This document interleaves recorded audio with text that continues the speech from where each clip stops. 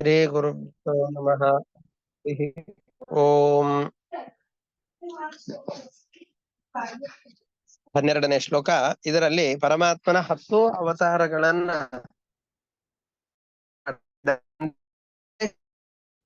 ಅವತಾರಗಳ ಸ್ತೋತ್ರವನ್ನು ಮಾಡ್ತಾ ಇರುವಂತಹ ಒಂದು ಶ್ಲೋಕ ಇದು. ಚಾಂಚಲ್ಯಂ ಪೃಷ್ಠದೇಶೆ ಕಠಿಣ ಕೃತಿರಥೋ ವಕ್ತ್ರತಾ ಕ್ವಾಪಿ ಕೋಪೋ ಯಾಂಚ ಕಸ್ಮಾದಕಸ್ಮಾದಪಕೃತಿರುಪಕಾರಿಷ್ವಪಿ ಪ್ರಾಜ್ಞಮೌಲೆ ಸ್ತ್ರ್ಯರ್ಥೇನ್ಯಸ್ತ್ರೀಷ್ವಭಜ್ಞಾ ಕಿಮಿತಿ ರಮಣತೆ ಚೋರತಾ ಮಾಯಿಕತ್ವಂ ಚಿತ್ರಂ ರೋಹಾವರೋಹ ವಿತಿ ವಿರಸಗಿರಾಪ್ಯಾದೃತಃ ಪಾತು ಕೃಷ್ಣಃ.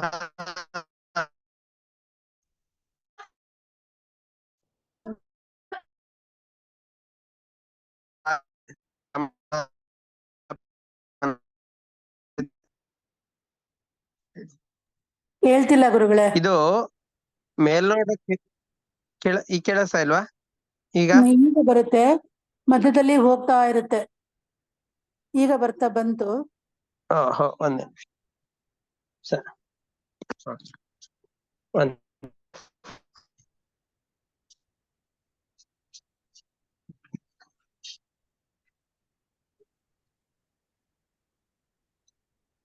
ಈಗ ಬರ್ತಾ ಇದೆ ಅಲ್ವಾ? ಹಾ, ಬರ್ತಾ ಇದೆ ಗುರುಗಳೇ.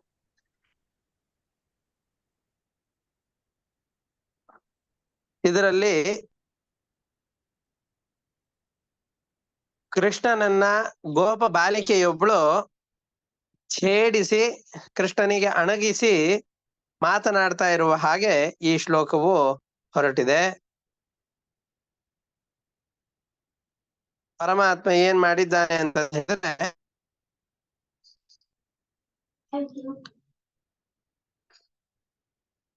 ರಾಜ್ಯ ಶಿರೋಮಣಿ,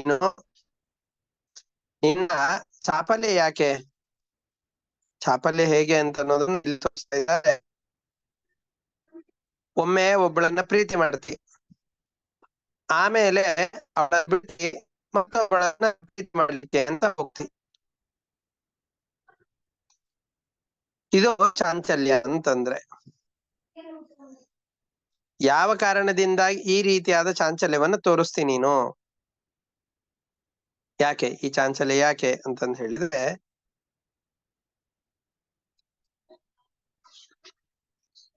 ಪರಮಾತ್ಮನಿಗೆ ಈ ಒಂದೊಂದ್ರಲ್ಲೂ ಈ ಚಾಂಚಲ್ಯ ಅನ್ನೋದಕ್ಕೆ ಒಂದು ಚಿತ್ರ ಅಂತ, ಆಶ್ಚರ್ಯ ಅಂತ ಅರ್ಥವನ್ನು ತೋರಿಸ್ತಾ ಇದ್ದಾರೆ.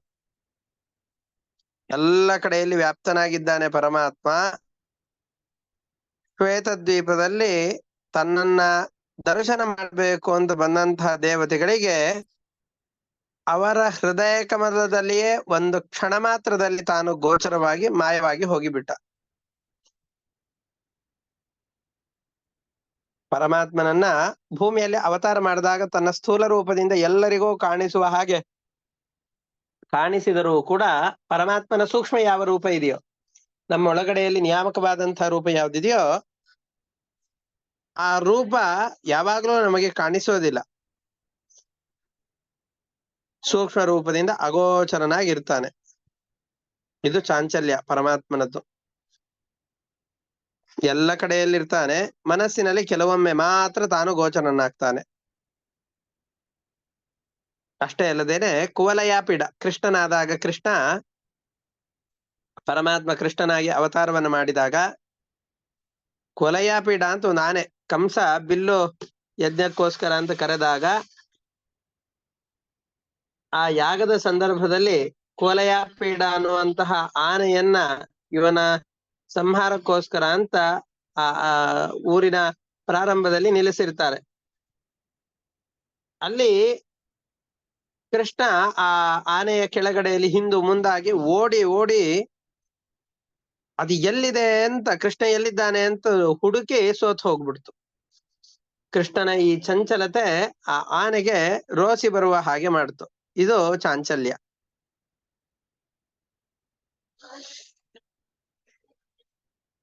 ಪೃಷ್ಠದೀಶೆ, ಈಶೆ ಪೃಷ್ಠದ, ಕಠಿಣ ಕೃತಿ.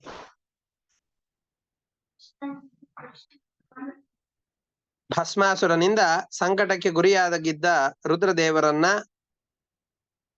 ಭಸ್ಮಾಸುರನನ್ನ ಮೃದು ವಚನದಿಂದ ಮೋಹಗೊಳಿಸಿ ನನ್ನ ಹಾಗೆ ನರ್ತನ ಮಾಡೋ ಮೋಹಿನಿಯ ರೂಪವನ್ನು ತಾಳಿ ಬಂದಿದ್ದಾನೆ ಭಸ್ಮಾಸುರನ ಎದುರುಗಡೆಯಲ್ಲಿ ಪರಮಾತ್ಮ.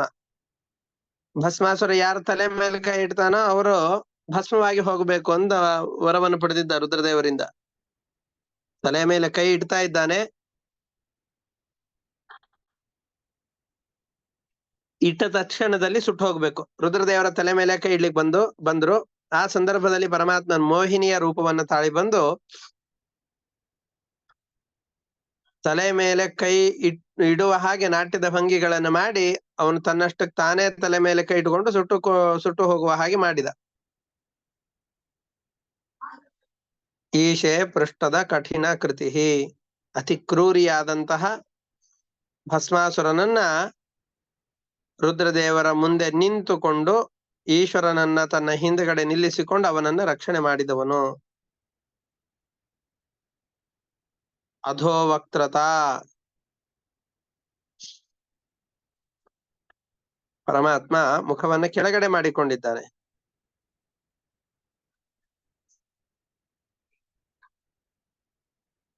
ಯಾವಾಗ ಯಾವ ಸಂದರ್ಭದಲ್ಲಿ ಪರಮಾತ್ಮನಿಗೆ ಅಧೋವಕ್ತ್ರತ ಅಂತಂತ ಹೇಳಿದ್ರೆ, ಶಿಂಶುಮಾರ ರೂಪದಿಂದಾಗಿ ಇಡೀ ಜಗತ್ತನ್ನ ತನ್ನ ಶರೀರದಲ್ಲಿ ಧರಿಸಬೇಕು ಎಂಬ ಕಾರಣದಿಂದಾಗಿ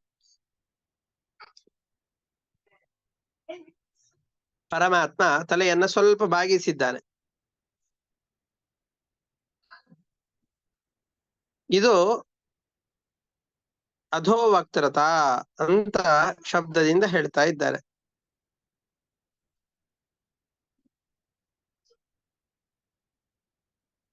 ಅಥವಾ ಈಗ ಹೇಳಿದ ಶ್ಲೋಕಗಳನ್ನ ದಶಾವತಾರದ ರೀತಿಯಲ್ಲಿ ಹೇಳೋದು ಅಂತಾದ್ರೆ ಚಾಂಚಲ್ಯಂ, ಚಂಚಲವಾದಂತಹ ಮತ್ಸ್ಯ ರೂಪವನ್ನ ಧರಿಸಿದ್ದೆ.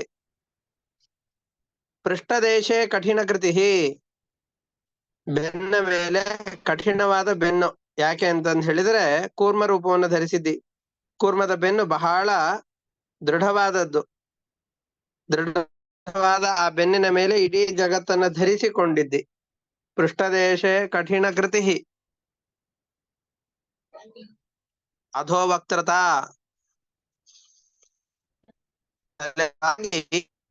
ನೀರಿನಲ್ಲಿ ಮುಳುಗಿದಂತಹ ಭೂಮಿಯನ್ನ ವರಾಹ ರೂಪದಿಂದ ಎತ್ತಿದವನಾಗಿದ್ದಿ. ಅಧೋವಕ್ತ್ರತಾ. ಕ್ವಾಪಿ ಕೋಪ. ಕೆಲವೊಮ್ಮೆ ಕೋಪಗೊಂಡಂತೆ ತೋರಿಸಿಕೊಳ್ತಿ. ಯಾವಾಗ? ನರಸಿಂಹ ರೂಪಿಯಾಗಿದ್ದುಕೊಂಡು ನಿನ್ನ ಭಕ್ತನಾದಂತಹ ಪ್ರಹ್ಲಾದನ ಮೇಲೆ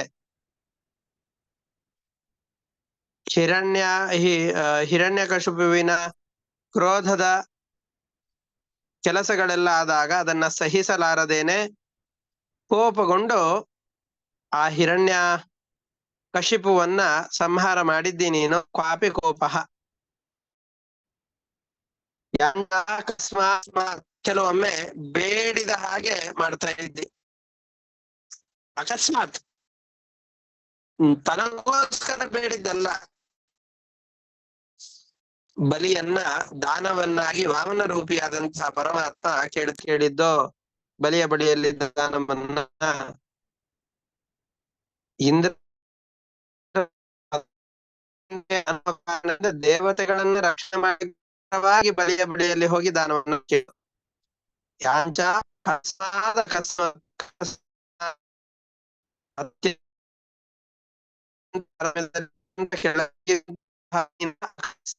ಗೋಸ್ಕರವಲ್ಲದೇನೆ ತನ್ನ ಇಚ್ಛೆಯಿಂದಲೇ ಯಾಂಚ ಬೇಡಿದ್ದಾನೆ ಭೂಮಿಯನ್ನ.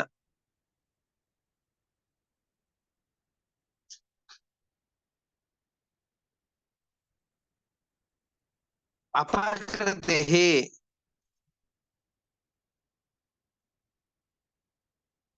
ಉಪಕಾರಿಷ್ವಪಿ ಅಪಕೃತಿ ಅಂತ. ನಿನಗೆ ಉಪಕಾರವನ್ನ ಮಾಡಿದವರಿಗೂ ಕೂಡ ಅಪಕಾರವನ್ನ ಮಾಡಿದವನು ಅನ್ನುವ ಒಂದು ಅರ್ಥ. ಏನಿದ್ರ ಅಭಿಪ್ರಾಯ ಅಂತಂದ್ ಹೇಳಿದ್ರೆ,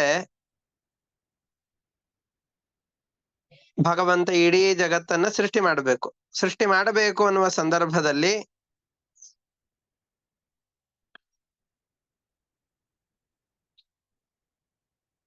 ಇಡೀ ಜಗತ್ತನ್ನ ಸೃಷ್ಟಿ ಮಾಡುವಾಗ ಯಾವ್ಯಾವ ಪದಾರ್ಥಗಳನ್ನ ಇಟ್ಟುಕೊಂಡು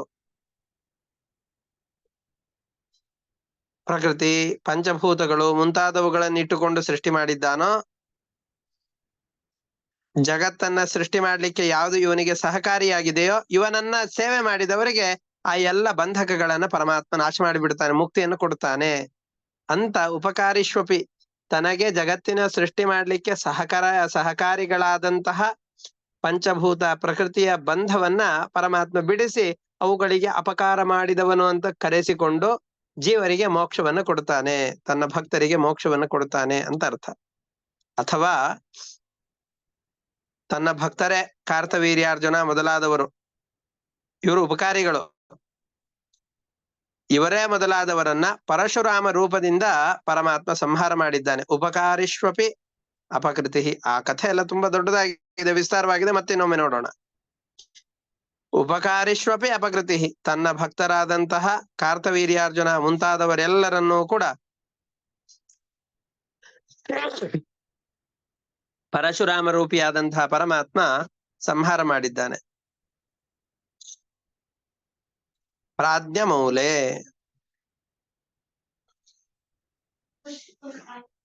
ರಾಮಾವತಾರದಲ್ಲಿ ನಿನ್ನ ಪತ್ನಿಯಾದಂತಹ ಸೀತೆಯನ್ನ ರಕ್ಷಣೆ ಮಾಡ್ಲಿಕ್ಕೋಸ್ಕರವಾಗಿ ಶೂರ್ಪಣಖಿ ಮುಂತಾದಂತಹ ದೈತ್ಯ ಸ್ತ್ರೀಯರು ಯಾರಿದ್ದಾರೋ ಅವರೆಲ್ಲರನ್ನ ಸಂಹಾರ ಮಾಡಿದ್ದಿ. ಪ್ರಾಜ್ಞಮೌಲೆ. ಸ್ತ್ರೀರ್ಥೆ ಅನ್ಯ ಸ್ತ್ರೀಷು ಅವಜ್ಞ. ಸ್ತ್ರೀರ್ಥೆ, ನಿನ್ನ ಹೆಂಡತಿಯಾದ ಸೀತೆಗೋಸ್ಕರ, ಅನ್ಯ ಸ್ತ್ರೀಷು, ದುಷ್ಟರಾದ ಅನ್ಯ ಸ್ತ್ರೀಯರು ಅಂತಂದು ಹೇಳಿದ್ರೆ ದುಷ್ಟರಾದಂತಹ ಶೂರ್ಪಣಖಿ ಮುಂತಾದಂತಹ ಸ್ತ್ರೀಯರು ಯಾರಿದ್ದಾರೋ ಅವರಲ್ಲಿ, ತಾಟಕಿ ಮುಂತಾದವರು ಯಾರಿದ್ದಾರೋ ಅವರಲ್ಲಿ ಅವಜ್ಞಾ, ಶಿಕ್ಷೆಯನ್ನು ಕೊಟ್ಟಿದ್ದಿ. ಅಷ್ಟೇ ಅಲ್ಲ, ಕೃಷ್ಣನಾದಂತಹ ಸಂದರ್ಭದಲ್ಲಿ ಚೋರತ, ನವನೀತವನ್ನ ಕದ್ದಿದ್ದಿ. ಬೆಣ್ಣೆಯನ್ನ ಕದ್ದು ಅದರ ಮುಖಾಂತರವಾಗಿ ನಿನ್ನ ಭಕ್ತರ ಹೃದಯದಲ್ಲಿರುವಂತಹ ಭಕ್ತಿಯನ್ನ ಕದ್ದಿದ್ದಿ. ಅಷ್ಟೇ ಅಲ್ಲ, ಮಾಯಿಕತ್ವಂ, ಅಯೋಗ್ಯರಾದಂತಹ ಜನರನ್ನ ಮೋಹಗೊಳಿಸ್ಲಿಕ್ಕೆ ಅಂತ ಆ ಕಾರಣದಿಂದಾಗಿ ಪರಮಾತ್ಮ ಮೋಹಕವಾದ ಮಾತುಗಳಿಂದ ದೈತ್ಯರನ್ನ ವಂಚನೆ ಮಾಡ್ತಾ ಇದ್ದಾನೆ. ಇದನ್ನ ಮಾಯಿಕತ್ವಂ. ರೋಹ ಅವರೋಹೌ ಇತಿ ಚಿತ್ರಂ. ಪರಮಾತ್ಮ ಕಲಿಕೆಯ ರೂಪದಲ್ಲಿ ರೋಹ, ಕುದುರೆಯನ್ನು ಏರಿದ್ದಾನೆ. ಅವರೋಹ, ಕುದುರೆಯಿಂದ ಕೆಳಗಡೆ ಇಳಿದಿದ್ದಾನೆ ಕೂಡ. ಈ ರೋಹ ಅವರೋಹ, ಕುದುರೆಯನ್ನು ಇಳಿಯುವುದು ಯಾವ ಕಾರಣದಿಂದಾಗಿ? ಇಂತಹ ಪರಮಾತ್ಮನ ದಶಾವತಾರಗಳ ಕಥೆ ಏನಿದೆಯೋ ಇದನ್ನ ನನ್ನಂತಹ ವಿರಸವಾದ ಮಾತುಗಳನ್ನ ಕೇಳಿಕೊಂಡು ಕೂಡ ಪರಮಾತ್ಮ ನೀನು ನನ್ನ ಆದರಕ್ಕೆ ವಿಷಯಾಗ್ತಿ ಅಥವಾ ನನ್ನ ಸ್ತೋತ್ರಗಳನ್ನ ಕೇಳ್ತಿ, ಆ ಕೃಷ್ಣ ನೀನು ನನ್ನನ್ನು ಕಾಪಾಡು. ಎಷ್ಟು ದೊಡ್ಡ ಕಥೆಗಳಿವೆ, 10 ಅವತಾರಗಳದ್ದು ನಿಂದು. ಇನ್ನು 10 ಕಥೆಗಳನ್ನ ವರ್ಣನೆ ಮಾಡ್ಲಿಕ್ಕೆ ನನಗೆ ಎಲ್ಲಿ ಶಬ್ದಗಳಿಂದ ಸಾಧ್ಯ. ಆದರೂ ನನ್ನ ಚಿಕ್ಕದಾದಂತಹ ಮಾತಿನಿಂದ ನೀನು ನಿನ್ನ ವಿಷಯನಾಗ್ತಿ, ಸ್ತೋತ್ರಕ್ಕೆ ವಿಷಯನಾಗ್ತಿ. ಅಂತಹ ನಿನಗೆ ನಮಸ್ಕಾರ, ನೀನು ನನ್ನನ್ನ ರಕ್ಷಣೆ ಮಾಡು. ಚಾಂಚಲ್ಯಂ, ಮತ್ಸ್ಯರೂಪಿಯಾದಂತಹ ಪರಮಾತ್ಮ ಸಂಚರಿಸಿಕೊಂಡು ನೀರಿನಲ್ಲಿ ಚಂಚಲವಾದಂತಹ ನಡೆಯನ್ನು ಹೊಂದಿದವನು. ಪೃಷ್ಠದೇಶೇ ಕಠಿಣ ಕೃತಿ. ಕೂರ್ಮಾವತಾರದಲ್ಲಿ ಕಠಿಣವಾದಂತಹ ಮಂದರ ಪರ್ವತವನ್ನು ಹೊತ್ತಿದ್ದಿ ನೀನು ಬೆನ್ನ ಮೇಲೆ. ಮಂದರ ಪರ್ವತವನ್ನು ಹೊತ್ತು ಸಮುದ್ರವನ್ನ ಕಡೆಯಲಿಕ್ಕೆ ಅನುಕೂಲವನ್ನು ಮಾಡಿದ್ದೆ ನೀನು. ಮಂದರ ಪರ್ವತವನ್ನು ಹೊತ್ತು ಅಧೋವಕ್ತ್ರತಾ, ಹಿರಣ್ಯ ಸಂಹಾರ ಮಾಡಬೇಕು ಅನ್ನೋ ಕಾರಣದಿಂದ, ಭೂಮಿಯನ್ನ ರಕ್ಷಣೆ ಮಾಡಬೇಕು ಅನ್ನೋ ಕಾರಣದಿಂದ ಅಧೋಮುಖವಾದಂತಹ ವರಾಹಾವತಾರವನ್ನು ತಾಳಿದ್ದಿ. ನರಸಿಂಹರು ಕ್ವಾಪಿ ಕೋಪ, ಕೆಲವೊಮ್ಮೆ ಕೋಪದ ವಿಷಯವು ನಿನ್ನಲ್ಲಿ ಇದೆ. ನರಸಿಂಹ ರೂಪನಾದಂಥ ನೀನು ನಿನ್ನ ಭಕ್ತನಾದ ಪ್ರಹ್ಲಾದನನ್ನ ರಕ್ಷಣೆ ಮಾಡ್ಲಿಕ್ಕೋಸ್ಕರ ದುಷ್ಟನಾದಂತಹ ಹಿರಣ್ಯಕಶಿಪುವಿನಲ್ಲಿ ಕೋಪವನ್ನು ತೋರಿದ್ದಿ. ಯಾಂಚ ಕಸ್ಮಾತ್ ವಾಮನ ರೂಪಿಯಾದಂತಹ ಪರಮಾತ್ಮ ನೀನು ನಿನಗೇ ಅಂತ ಅಲ್ಲದೇನೆ ದೇವತೆಗಳ ಉದ್ದೇಶದಿಂದ ಬಲಿಯ ಬಳಿಯಲ್ಲಿ ದಾನವನ್ನ ಕೇಳಿದ್ದಿ. ಉಪಕಾರಿಷ್ವಪಿ ಅಪಕೃತಿ, ನಿನ್ನ ಭಕ್ತರಾದ ಕಾರ್ತವೀರ್ಯಾರ್ಜುನನೇ ಮೊದಲಾದ ಎಲ್ಲರನ್ನೂ ಕೂಡ ಯುದ್ಧದಲ್ಲಿ ಸಂಹಾರ ಮಾಡಿದ್ದಿ ನೀನು ಪರಶುರಾಮನಾದಾಗ. ಪ್ರಾಜ್ಞಮೌಲೆ ಜ್ಞಾನಿಶ್ರೇಷ್ಠನಾದ ಪರಮಾತ್ಮನೇ ಸ್ಥಿರರ್ಥೆ ಅನ್ಯ ಸ್ತ್ರೀಷು ಅವಜ್ಞ, ಸ್ಥಿರರ್ಥೆ ನಿನ್ನ ಹೆಂಡತಿಯಾದಂತಹ ಸೀತೆಗೋಸ್ಕರವಾಗಿ ಅನ್ಯ ಸ್ತ್ರೀಷು ಅಂತಂದು ಹೇಳಿದ್ರೆ ಬೇರೆಯವರಾದಂತಹ ದುಷ್ಟರಾದಂತಹ ಶೂರ್ಪಣಖಿ, ತಾಟಕಿ ಮುಂತಾದಂತಹ ಸ್ತ್ರೀಯರನ್ನ ಸಂಹಾರ ಮಾಡಿದ್ದಿ ನೀನು. ಕಿಮಿತಿ ರಮಣತೆ ಚೋರತ, ನೀನ್ ಯಾಕೆ ಇನ್ನೊಬ್ಬರ ಮನೆಯಲ್ಲಿ ಹೋಗಿ ಬೆಣ್ಣೆಯನ್ನು ಕದ್ದಿದ್ದಿ ಕೃಷ್ಣಾವತಾರದಲ್ಲಿ? ಮಾಯಿಕತ್ವಂ, ಮಾಯಾಮಯವಾದಂಥ ರೂಪವನ್ನ ತಾಳಿ ಬುದ್ಧನಾಗಿ ಇಡೀ ಜಗತ್ತನ್ನ ಮೋಹ ಯಾಕೆ ಗೊಳಿಸಿದ್ದಿ? ರೋಹ ಅವರೋಹವು ಚಿತ್ರಂ, ನಿನ್ನ ಕುದುರೆಯನ್ನ ಏರುವುದು ಇಳಿಯೋದು ದೈತ್ಯರನ್ನ ಸಂಹಾರ ಮಾಡೋದಿದು ಆಶ್ಚರ್ಯ ಎಂಬ ನನ್ನ ವಿರಸಗಿರಾಪಿ, ತುಂಬಾ ಚೆನ್ನಾಗಿ ನಿನ್ನನ್ನು ಹೊಗಳಿಕ್ಕೆ ಸಾಧ್ಯ ಇಲ್ಲದೆ ಇರುವಂತಹ ನನ್ನ ಮಾತಿನಿಂದಲೂ ಕೂಡ ಆದೃತಃ ಸ್ತೋತ್ರಕ್ಕೆ ವಿಷಯನಾಗ್ತಿ, ನನ್ನ ಮಾತುಗಳನ್ನ ಸ್ವೀಕಾರ ಮಾಡಿ ನನ್ನಲ್ಲಿ ಅನುಗ್ರಹ ಮಾಡ್ತಿ. ಇಂತಹ ಕೃಷ್ಣನೇ ಪಾತು, ನನ್ನನ್ನ ರಕ್ಷಣೆ ಮಾಡು ಅಂತ ಪರಮಾತ್ಮನನ್ನ ಇಲ್ಲಿ ಪ್ರಾರ್ಥನೆ ಮಾಡ್ತಾ ಇದ್ದಾರೆ. ಇಷ್ಟಕ್ಕೆ ಇವತ್ತಿನ ಪಾಠವನ್ನು ನಿಲ್ಲಿಸ್ಕೊಂಡಿರೋಣ. ಇದರಲ್ಲಿ ಏನಾದ್ರೂ ಸಂಶಯಗಳಿತ್ತು ಅಂದ್ರೆ ಕೇಳಬಹುದು, ಅವಕಾಶ ಇದೆ.